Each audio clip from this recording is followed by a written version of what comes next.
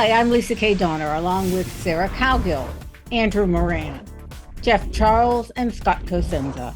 And this is the Conservative 5, Liberty Nation's online TV news program.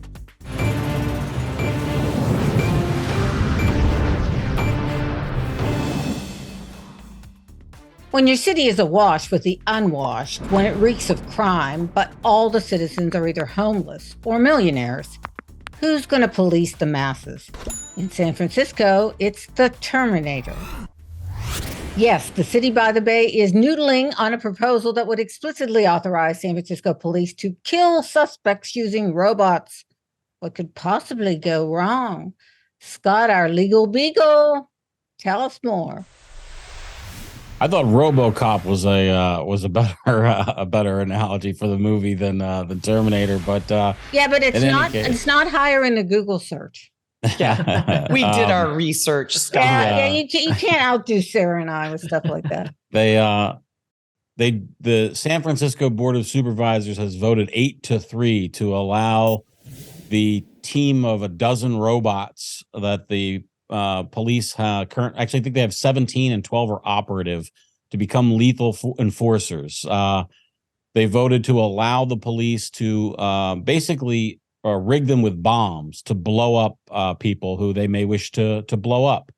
Now the robots are not, it's not AI or, they're not just set loose to initiate their own explosions. So they will still be detonated by a police officer, but the implications are profoundly disturbing, both for the dehumanizing aspect of it, and then also the hacking part, which was not really addressed very much, which is, if you have this, armed robots ready to go, we know that people like to hack all sorts of systems. Why wouldn't they want to hack those? So there's multiple layers here that are disturbing. And of course, it's San Francisco, which just adds another layer of irony on it that, of all the cities you'd expect to kind of have a little more respect for the taking of life. It might be there, but no. They don't want to get their hands dirty. Yeah, can you see? It's a digital Dirty Harry Callahan, I guess. Okay, can you see the protest now? Defund the robots? Yes, defund the robots. This is not a good idea. Scott stole my RoboCop reference. We can split the difference and have it be a human that's actually more of like a cyborg. That might be better. But I think a what? A cyborg. Like part human, part robot. RoboCop was a deceased police officer who was reanimated and then implanted with robot technology. And it also implanted in a secret directive that the company who created him couldn't be targeted by him. That was the glitch. If I roll my eyes back any further in my head, I'm going to pass out. Dead or alive, you are coming with me. Yeah, that was a great movie, but I don't think it'd be great in real life. I mean, I understand the objections to it. I mean, they're criticizing it because it's really vague. You're not really sure exactly how it'll be used. It's easy to see how something like this could be abused.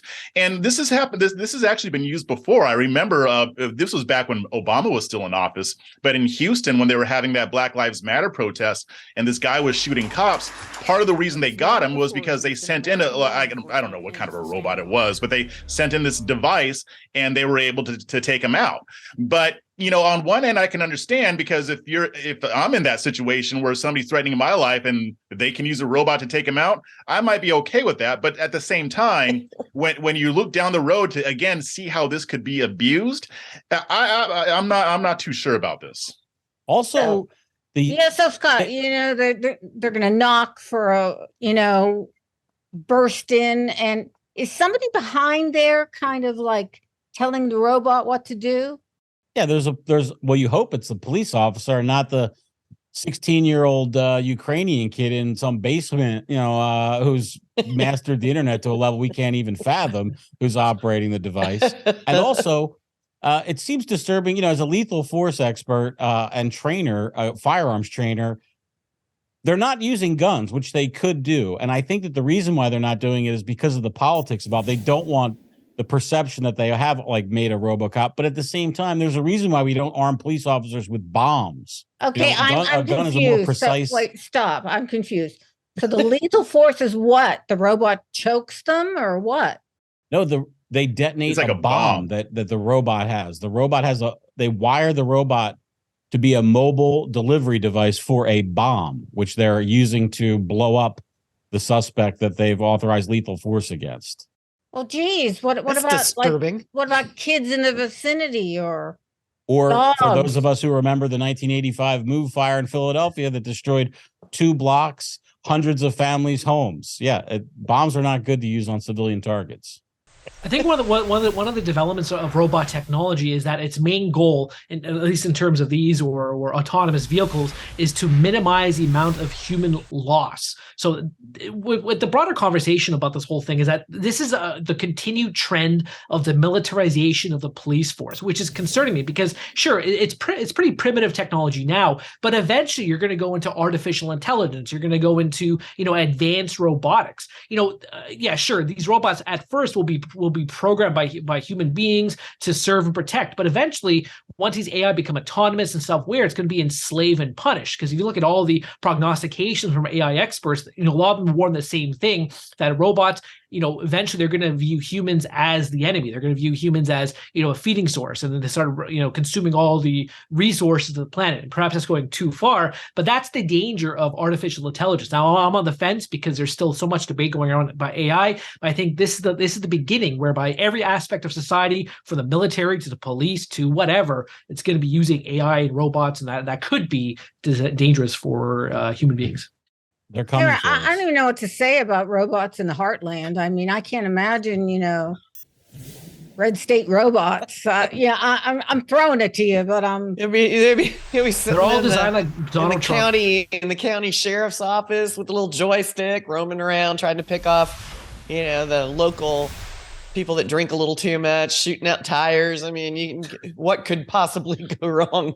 Heartlanders, I'm not sure they would embrace such a thing. I think they would plot and scheme to figure out how to dismantle it and unscrew it and ruin its little robot life and run over the damn thing. It's just one of those things that sounds great because you might limit, human fatalities if you're saying a robot instead of a human. But again, how badly can the government abuse this, like Andrew said, when the technology does become better? Yeah, rest assured, the San Francisco Board of Supervisors have instituted many safeguards, and they assure us that your concerns are misplaced and you have nothing to worry about. So rest easy, my friend. I heard that they're going to program the bot to say "Hasta la vista, baby" before it blows up. Well, beware. Robot excessive force and military weapons might be coming to a city near you. Thanks, panel.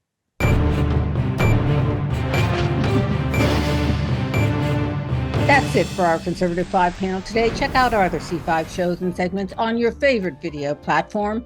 YouTube, Vimeo, Rumble, we're on them all. As well, Liberty Nation has its own Roku channel where you can see all of our TV productions. Thanks for tuning in. And remember, surf on over to libertynation.com. Special thanks to our fantastic editor and post coordinator, Frank Diorio, and our executive producer, Sarah Cowgill. I'm Lisa K. Donner, editor-in-chief. Thanks so much for joining us today. This has been a production of libertynation.com, where truth is making a comeback.